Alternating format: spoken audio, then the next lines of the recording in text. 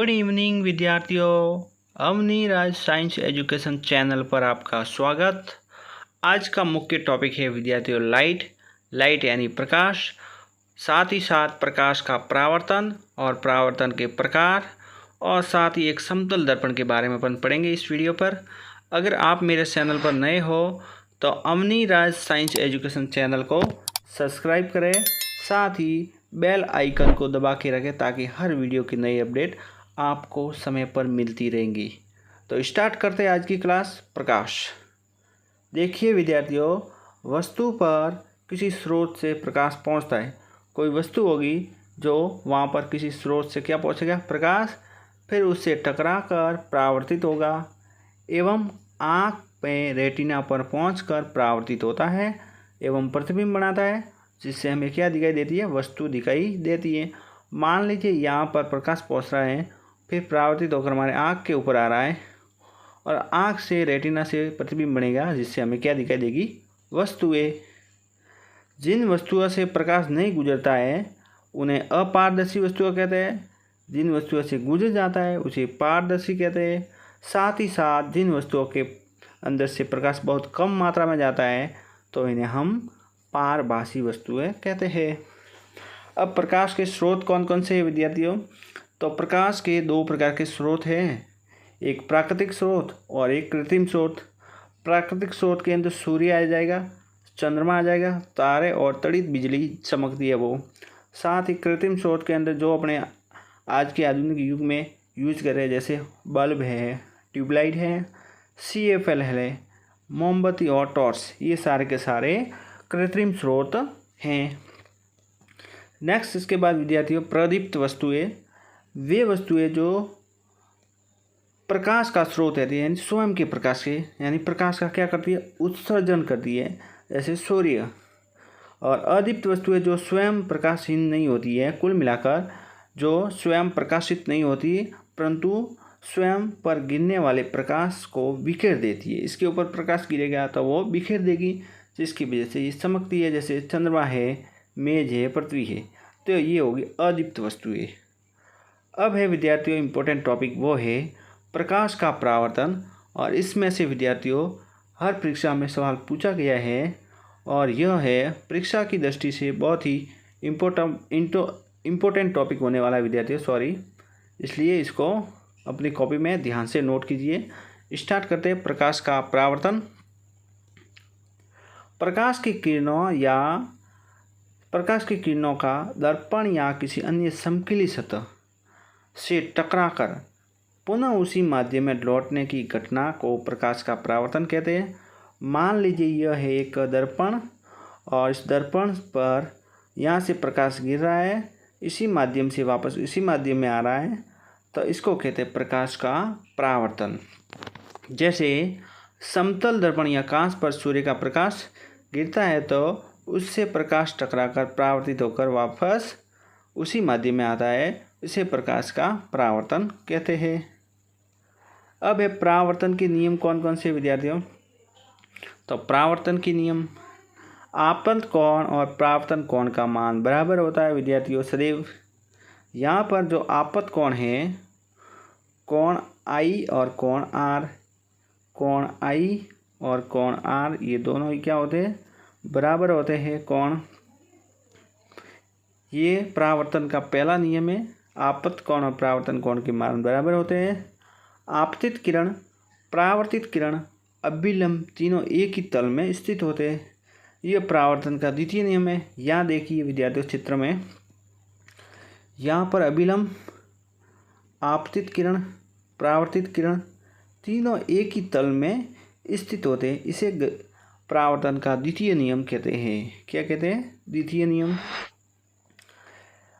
परावर्तित किरण की आवृत्ति और साल अपरिवर्तित रहती है, दोनों ही क्या होती है, अपरिवर्तित रहती है। अब है विद्यार्थियों परावर्तन के प्रकार। तो परावर्तन के दो प्रकार होते हैं, नियमित परावर्तन और विसरित। नियमित का मतलब रेगुलर होगा।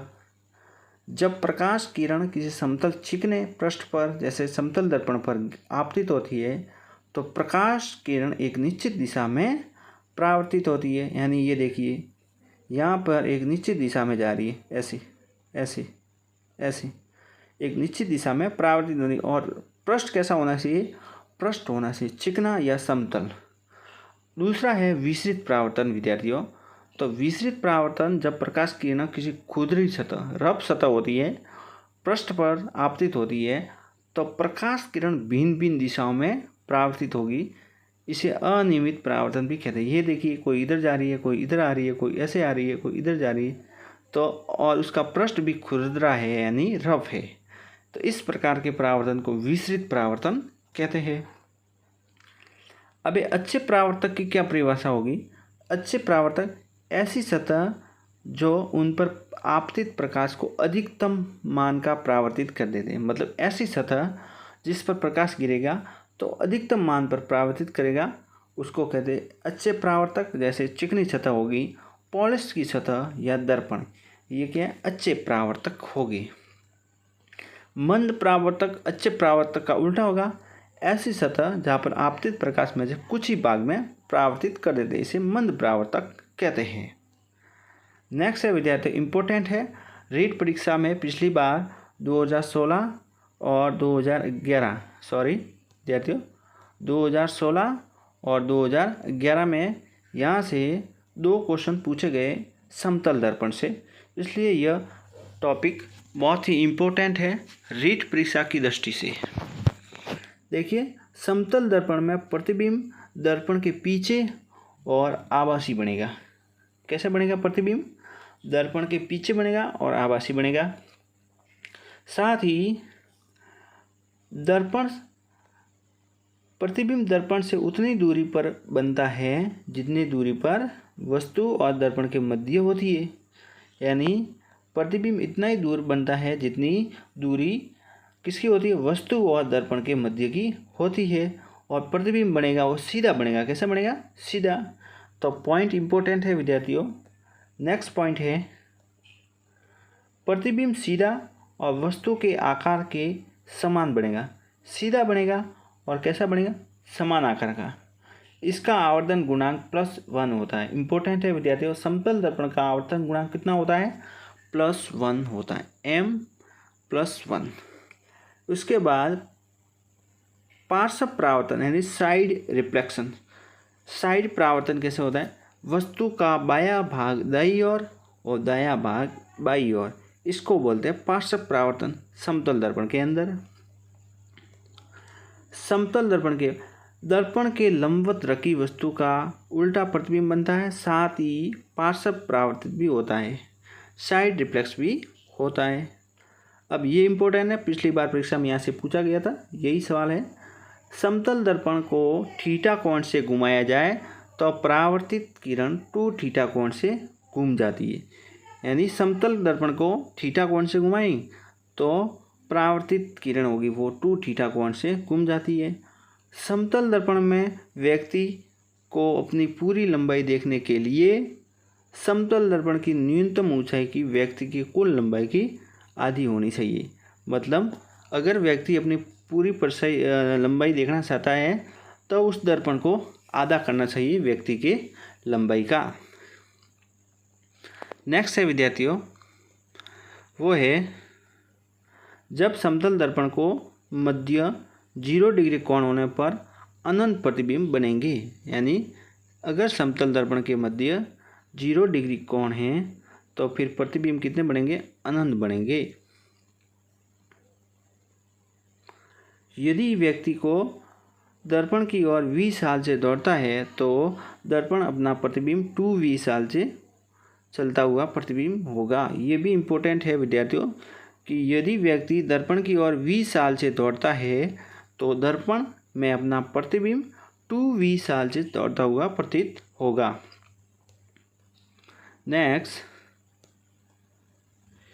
यदि कोई व्यक्ति अपने पीछे की दीवार को सामने लगे दर्पण में देखना चाहता है तो दर्पण की न्यूनतम ऊंचाई दीवार की ऊंचाई की तिहाई होगी, h/3 होगी। अतः व्यक्ति दीवार व दर्पण के मध्य खड़ा होना चाहिए। यदि व्यक्ति अपने पीछे वाली दीवार को पूर्ण रूप से देखना चाहता है तो दर्पण की न्यूनतम ऊंचाई दीवार की ऊंचाई की 1/, यानी h/3 होगी चाहिए। साथ ही व्यक्ति दीवार और दर्पण के मध्य खड़ा होना चाहिए। समतल दर्पण की वक्रता त्रिज्या अनंत होती है विद्यार्थियों। मोस्ट है, समतल दर्पण की जो वक्रता त्रिज्या होती है वो अनंत होती है और समतल दर्पण की फोकस दूरी भी क्या होती है, अनंत। अब प्रतिबिंबों की संख्या ज्ञात करने के लिए इम्पोर्टेंट फॉर्मूला है 360/θ-1। थीटा होता है या दर्पण के मध्य का कोण विद्यार्थियों। जो थीटा होता है वो दर्पण के मध्य का क्या होता है, कोण होता है।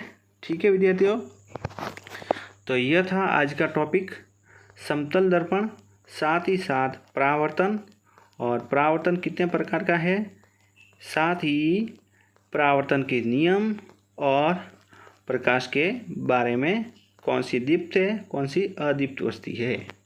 इस प्रकार विद्यार्थियों, अगर आज का वीडियो अच्छा लगा हो तो चैनल को सब्सक्राइब करें और बेल आइकन को दबा के रखें, और हर नई वीडियो की अपडेट आपको समय पर मिलती रहेगी। जय हिंद, जय भारत।